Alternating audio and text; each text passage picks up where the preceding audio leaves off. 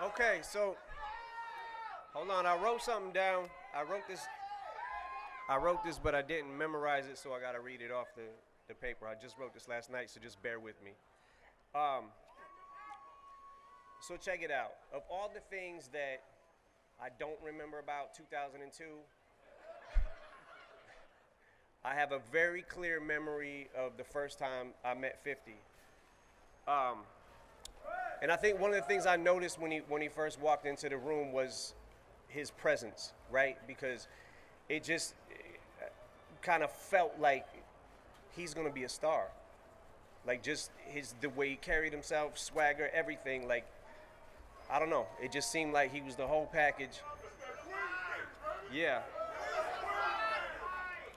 And what's crazy about it to me is the charisma and the personality like everything matched the intensity of his music.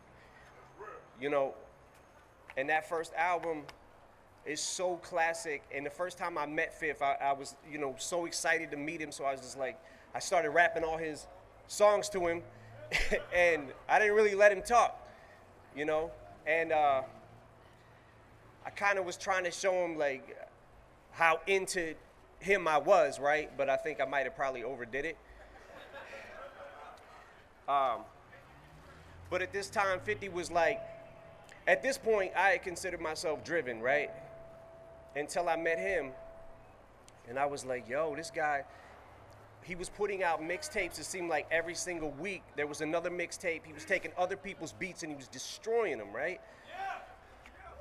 So check it out. I knew that the dude sitting in front of me, sitting across from me was just different, right? It just seemed like, I don't know, man. Something about him just drew you in. And I think Dre and me knew that if it was gonna work, if it worked on us, that it was gonna work on the rest of the world. And I'm glad we trusted our instincts. So, yeah.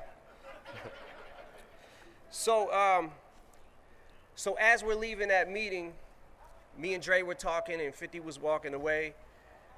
And Dre leans over to me and he's like, yo, you think that limp is permanent?